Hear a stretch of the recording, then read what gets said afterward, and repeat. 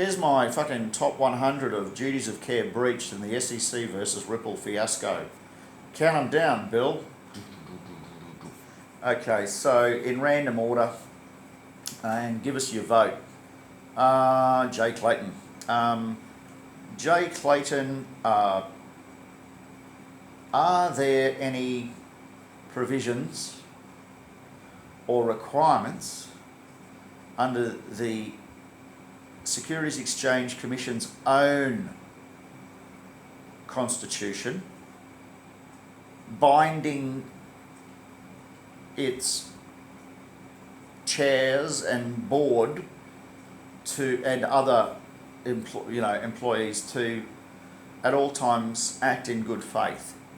And could you find that reference for me, please, because I think I've got a claim against you, sir, for breaching the duty of care that you owe to the public, which in this context of global regulation, because it's a global marketplace within which the Securities Exchange Commission passes its legislation, and other nations have also gone to the time, cost, inconvenience, expense of dealing with what is before you now only 8 years after the fact, and the cost of that legislation across all of the other nations who have enabled, allowed, legislated, ruled, done their fucking jobs.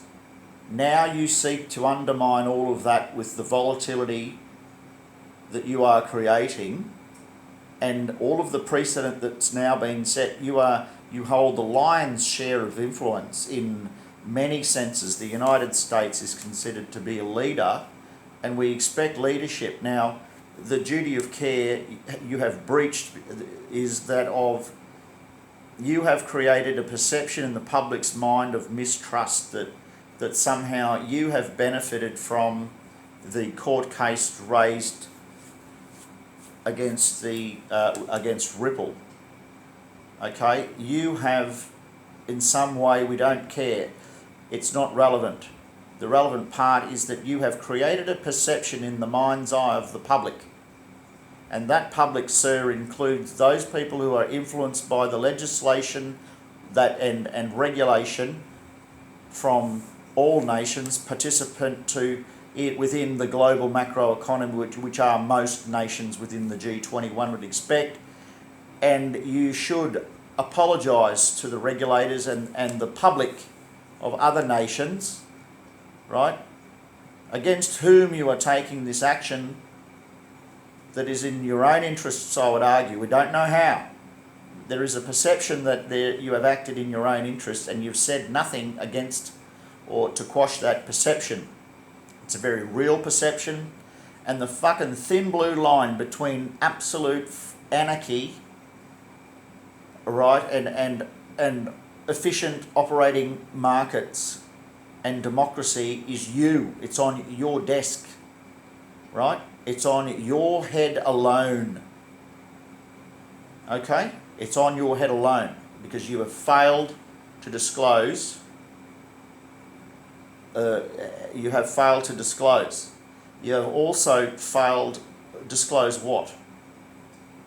What have you failed to disclose? Well, you tell us. What benefit are you getting?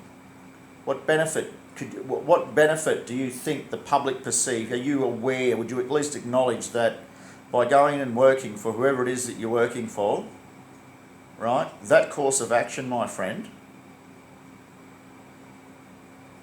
has created in the public's mind, as far away as all of those far-reaching nations that comprise the G20 and others, and collectively make up the global framework for financial market regulation, of which you are supposed to be, but you haven't had anyone at the wheel for 8 years, allegedly. Okay? And not only that, then this ridiculous court case. Okay, so we know you're getting a benefit of some description, otherwise why would you go and do it? We don't know, we don't have to prove it. You haven't come out and gone to the public, hey, you're all dreaming. You haven't sued anybody. If that were me, I would be suing people.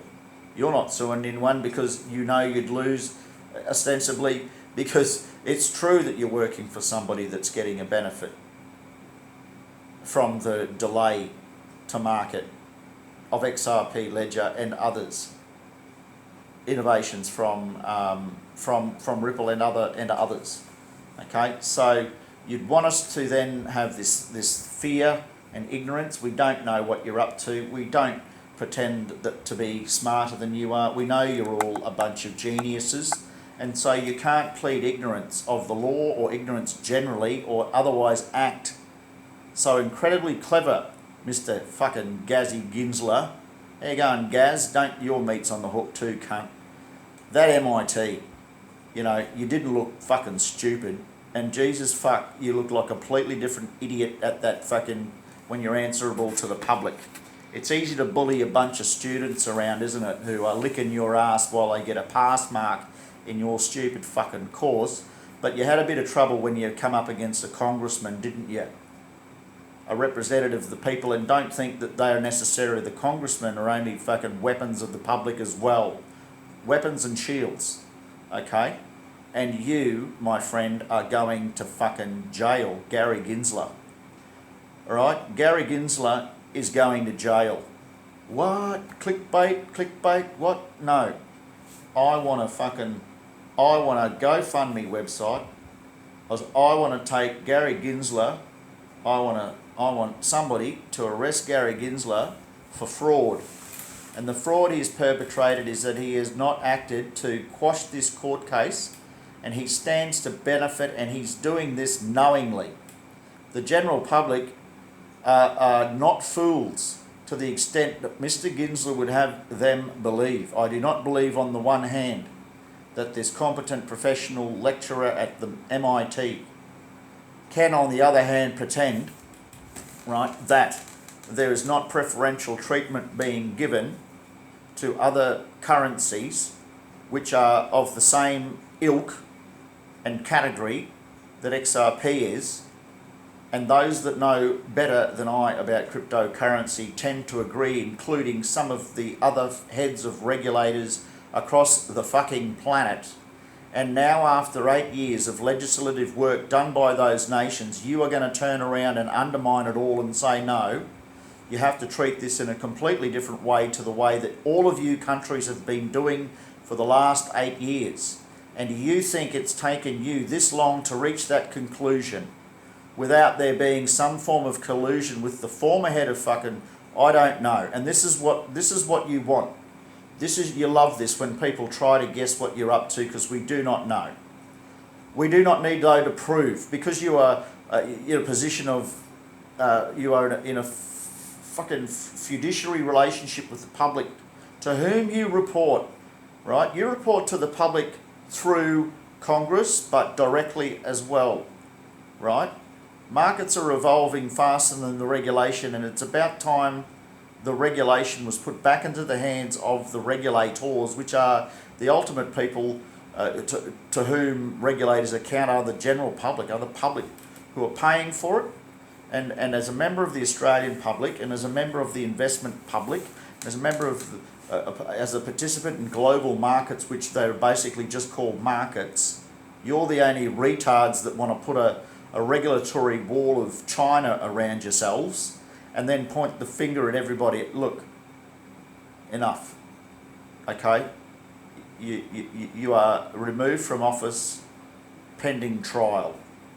The bailiff will take him from the court and put him on remand and remand him in custody. His passport will be revoked immediately, as will Clayton. Now the judge, you are in a lot of trouble. You have allowed a court order to be ignored, and for the public to know about it undermines the confidence that we have in you. You are dismissed without further fucking notice. And this is exactly what the fucking people want who are opposing this, right? They want us to get rid of net burn, right? Because every time there's been an event in the court, it's been favourable seemingly according to the, to the blag box, that I've only got one channel here. I've only got one feed of information, and it's all pro XRP. And it's not good. I don't have any balance. right? But I've got faith in those presenters. And one of them has requested that something be done because he's, I think, you know, a voice in the wilderness. He's a leader, this character, and he's declared and disclosed at all times. Anyway, but I would say that because I'm an XRP maxi, as they're called in the business, right? I've got a vested interest and I've got a duty of care to disclose that. So everything that I say, you must be aware that I may be saying that just because it's in my own interest for the price of XRP to go up through the roof. So I disclose that. I'm a holder of XRP. My entire fucking net worth is in XRP. And I didn't want to get into crypto. I hate this shit. I did at the start. Now I'm thinking, well, you know, I've got a letter there.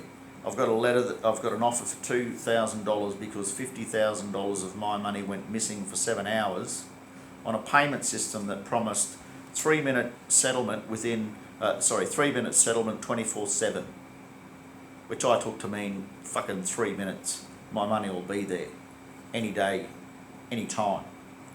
Turns out for 7 hours it took a little holiday, didn't it? $50,000 took a little holiday en route to my CoinSpot account. Now the little fuckers want to settle out of court. And I'm thinking, no, I don't fucking think so. I think the ANZ Bank can go get fucked. I think the ANZ Bank took my fucking money and contradicted my own interests, did something with it unbeknownst to me, and haven't fucking reported on it. They haven't reported on where my money went. So I don't know whether it was CoinSpot that fucked up. CoinSpot haven't come back to me with please explain in the email, and a clock's ticking on that. All right, I don't know whether it's them, CoinSpot. I don't know whether it's ANZ, or I don't know whether it's fucking OmniPay or the other one in the middle, the payment provider that promised the. Fuck, I think I'm having a heart attack, dude.